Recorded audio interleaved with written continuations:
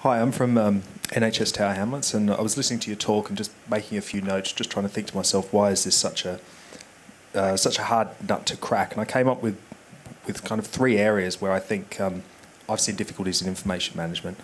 I think one of which is that I think information management is one of those areas where everyone thinks they know a lot about it, but may not necessarily. I think there's quite a lot of myths about it. And I think a lot of people see it as a very ICT-centric function. So, for instance, you might be wanting to move information assets from the physical to the technical, and you'll meet a lot of opposition about the risks involved in doing that, without cohesively looking and actually realising that as it's existing in the physical form, it may actually be a lot more risky. Sure. But simply looking at what you're moving to and an inherent suspicion of IT. I think also, I think that the NHS could probably be doing more centrally to look at data and to specify what certain information governance principles should be around that data. I mean, I find when I speak to, I'm working in primary care, and I quite often have to be having the same debates with people, with different groups, over and over again, to come up with principles that must have been established elsewhere. Sure. And must be effectively best practice.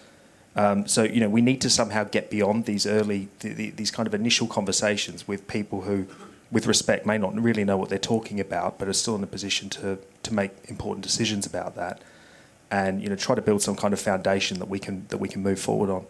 And I think the last point that I'd say is that even though by putting in a good information management policy, then you should be able to lower some of the risks involved in that information falling into the wrong people's hands. But I think, again, one of the problems that I've seen is even though it's granted that the risks will go down, I think there's actually a shifting of risks as well.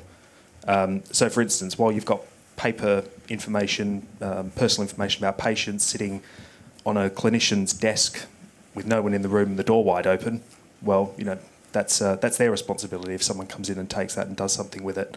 But as soon as someone else in the organisation steps in and tries to endeavour to solve that, maybe by putting in an information system, well, straight away the risk is then transferred over to them. And, consequently, a lot of people may not have a real motivation to be, exposing themselves into that kind of way. It's just some thoughts. I don't know if anyone had some comments on that. Those are very interesting insights, actually. And I guess going back to the point about standardisation, and again, in my previous role, I was looking at potential to drive supply chain standards, and that was actually, it should have been fairly basic stuff. But how you facilitated that, and there were a number of bodies that were set up to try and do that, it was quite challenging.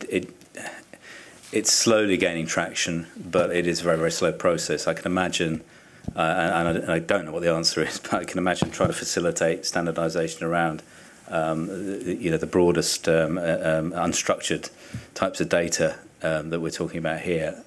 Would be ultimately the most challenging thing imaginable. I'm not sure who's in the best place to facilitate that. Okay, Sam's